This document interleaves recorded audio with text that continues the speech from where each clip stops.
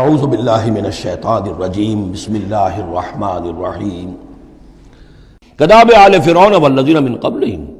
جیسے کہ معاملہ ہوا آل فرعون کا اور ان کا جو ان سے پہلے تھے۔ آل فرعون سے پہلے قوم شعیب سے پہلے صدوم اور عمورہ کی بستیاں، ان سے پہلے قوم سمود، ان سے پہلے قوم عاد، ان سے پہلے قوم نوح۔ یہ ہم سورہ اعراف کے اندر یہ ساری چیزیں پڑھ کر آئے۔ کداب آل فرعون والذین من قبلہم کفروا بآیات اللہ، انہوں نے بھی اللہ کی آیات کا کفر کیا۔ فأخذہم اللہ بذنوبہم، تو اللہ نے پکڑ لیا انہیں ان کے گناہوں کی پاداش میں۔ ان اللہ قوی شدید العقاب، یقیناً اللہ تعالیٰ قوی ہے، قوت والا ہے، زور آور ہے اور سزا دینے میں سخت ہے۔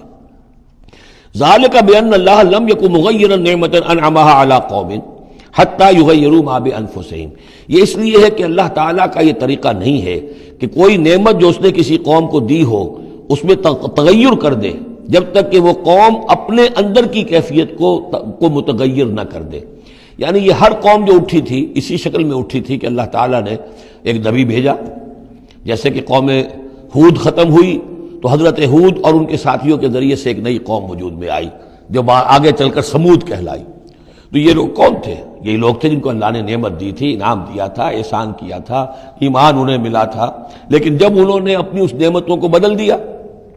کفر کی روش پر آ گئے،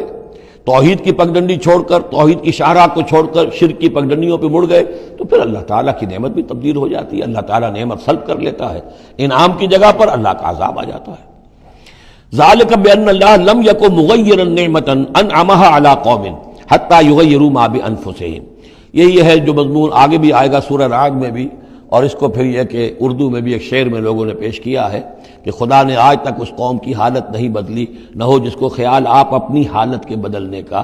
قوموں کے اپنے اندر کے حالات بدلتے ہیں تو پھر تقدیر بدلتی ہے، صرف خواہش سے، وشفل تھنکنگ سے، امانی سے کوئی بات نہیں ہوا کرتی۔ اور قوم ظاہر بات ہے کہ افراد پر مشتمل ہوتی ہے، پہلے کچھ افراد بدلیں گے، ان کے اندر قلب ماہیت ہوگی، ان کا باطن بدلے گا، ان کی سوچ، ان کے نظریات، ان کے خیالات، ان کے مقاصد، ان کی دلچسپیاں، ان کی امنگیں تبدیل ہو جائیں گی۔ یہ اندر کے بدلے ہوئے لوگ جو ہیں جب کثیر تعداد میں ہوں گے تو پھر یہ مل جل کر زور لگائیں گے، طاقت لگائیں گے، معاشرے کو بدل دیں گے، اور پھر یہ اس طریقے سے کہ انقلاب آئے گا۔ چون بجاں در رفت جہاں دیگر شود، جہاں چو دیگر شد جہاں دیگر شود، جب یہ قرآن کسی کے اندر اتر جاتا ہے اس کے اندر ایک تبدیلی آ جاتی ہے، بالکل بدل جاتا ہے انسان اندرونی طور پر، اور یہ اندرونی تبدیلی ہے جو عالمی انقلاب تک ممتد ہو سکتی ہے۔ وَأَنَّ اللَّهَ سَمِيعٌ عَلِيمٌ، اللہ سب کچھ سننے والا، جاننے والا ہے۔ کداب آل فرعون، جیسے کہ دستور تھا یا ہوا معاملہ آل فرعون کا، والذین من قبلہم، اور جو ان سے پہلے تھے، کذبوا بآیات ربہم، انہوں نے اپنے رب کی آیات کو جھٹلایا، فأہلکناہم بذنوبہم، تو ہم نے ان کو ہلاک کر دیا ان کے گناہوں کی پاداش میں، واغرقنا آل فرعون، اور آل فرعون کو ہم نے غرق کر دیا، وکل کانوا ظالمین، اور یہ سب کے سب ظالم تھے۔ ان شر الدواب عند اللہ الذین کفروا فہم لا یؤمنون، بدترین چوپائے اللہ کے نزدیک یہی لوگ ہیں، اللہ کے نزدیک جو کفر کرتے ہیں اور وہ ایمان نہیں لاتے۔ یعنی وہی جو آیت ہم پڑھ چکے سورہ اعراف میں کہ یہ لوگ انسان نظر آتے ہیں، حقیقت میں انسان نہیں ہیں۔ لہم قلوب لا یفقہون بہا ولہم اعین لا یبصرون بہا ولہم آذان لا یسمعون بہا اولئک کالانعام بل ہم اضل، وہ چوپایوں کے مانند ہیں بلکہ ان سے بھی گئے گزرے۔ اس لیے شر الدواب کہا گیا، تمام جانداروں میں اور جمان چوپایوں میں، جانوروں میں سب سے برے لوگ جو ہیں وہ یہ انسان نما حیوان ہیں کہ جن کے اندر عقل نہیں، جن کے اندر شعور نہیں، جو ایمان سے خالی ہیں اور کفر پر اور صرف دنیا کی لذتوں پر ریجھ گئے۔ الذین عاہدت منہم ثم ینقضون عہدہم فی کل مرۃ وہم لا یتقون، وہ لوگ کہ جن سے آپ نے اے نبی معاہدہ کیا تھا پھر وہ ہر مرتبہ اپنا عہد توڑتے ہیں اور اس کا کوئی ڈر نہیں رکھتے۔ اب یہ اشارہ ہو رہا ہے یہود کی طرف، کیونکہ حضور جب مدینے میں تشریف لائے تو میں نے آپ کو شروع میں بتا دیا تھا کہ آپ نے بہت بڑا یہ سمجھیے کہ اس کو Montgomery what, professor Montgomery what نے جس قدر تعریف کی ہے اس کی، اور سارے جتنے بھی الفاظ ہو سکتے تھے انگریزی زبان میں، اسٹیٹس مین شپ کہ حضور کا معاملہ، فہمی کا معاملہ، تدبر کا معاملہ، سیاست کو سمجھنے کا معاملہ، اس کی بہت بڑی بات یہ ہے کہ آپ نے یہودی قبائل جو تھے تینوں ان کو معاہدوں میں جکڑ لیا۔ تو یہ ایک بہت بڑا آپ کا کارنامہ تھا، لیکن اب ظاہر بات ہے جکڑے تو وہ گئے، اندر سے وہ دشمنی کرتے تھے، ساز باز کرتے تھے۔ اوپر معاہدہ ہے، اندر سے ساز باز چل رہی ہے، پیغامات بھیجے جا رہے ہیں قریش کو کہ کیا کر رہے ہیں آپ لوگ، کیوں دیر کر رہے ہیں، کیوں نہیں حملہ کرتے، ہم اندر سے آپ کی مدد کریں گے. تو یہ خدمت ابھی چل رہی تھی. تو فرمایا الذین عاہدت منہم ثم ینقضون عہدہم، وہ لوگ کہ جن سے نبی آپ نے عہد کیا، معاہدے کیے، اور وہ یہ کہ اپنے معاہدے توڑ رہے ہیں، فی کل مرۃ، ہر بار، وہم لا یتقون، اور وہ ڈرتے نہیں ہیں. فإما تثقفنہم فی الحرب، تو اگر آپ پا جائیں انہیں جنگ میں، فشرد بہم من خلفہم،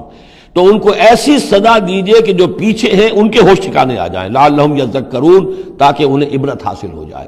یعنی یہ کہ اب ایک تو یہ ہے کہ وہ کوئی صرف ان کی جو ہے وہ وہاں سے خطوط جا آ رہے ہیں، پیغام رسانی ہو رہی ہے، لیکن کہیں اگر ان میں کا کوئی شخص جنگ میں بھی پکڑا جائے،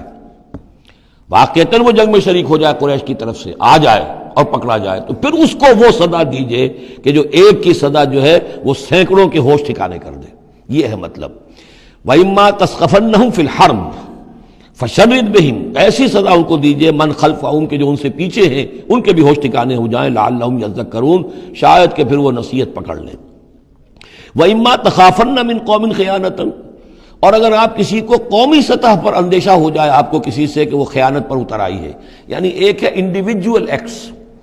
بنو قریظہ کا کوئی شخص ہے جو کام کر رہا ہے، بنو قریظہ کا سردار کہے گا صاحب مجھے کیا معلوم، یہ ایک شخص کا انڈیویجول معاملہ ہے، اس نے کوئی خط لکھ دیا ہوگا قریش کو یا کوئی سلسلہ جرمانی کیا ہوگا، لیکن یہ ہمارا اجتماعی معاملہ نہیں ہے، ہم معاہدے کے پابند ہیں.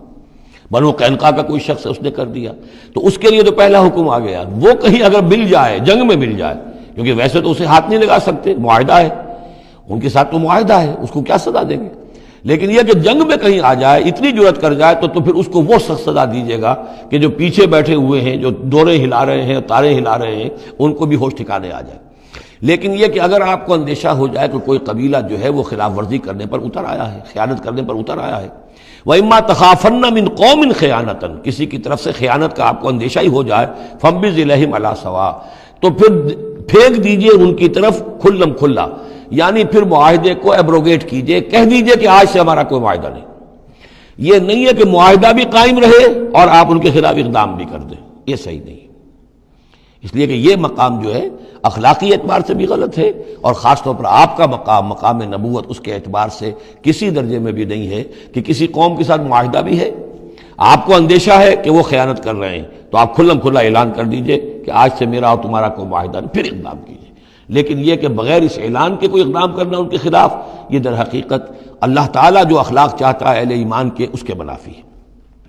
وَإِمَّا تَخَافَنَّ مِنْ قَوْمٍ خِيَانَةً فَانبِذْ إِلَيْهِمْ عَلَىٰ سَوَاءٍ. اصل میں یہی وہ بات تھی جس کے حوالے سے مولانا مودودی مرحوم نے 1948 میں یہ جو جہاد کشمیر اس وقت ہو رہا تھا اس کے بارے میں رائے ظاہر کی تھی کہ ہندوستان کے ساتھ ہمارے سفارتی تعلقات ہیں، بھارت کے ساتھ ہمارا سارا معاملہ معاہدات کے اوپر چل رہا ہے، پھر اگر یہ کہ معاملہ جو ہے دوسری طرف ہم یہ شکل کر رہے ہیں کہ وہاں پر جنگ کا معاملہ کر رہے ہیں، تو یہ غلط ہے، شریعت کی روح سے، قرآن کی روح سے غلط ہے. ہمیں کھلم کھلا اعلان کرنا چاہیے، جو بھی ہو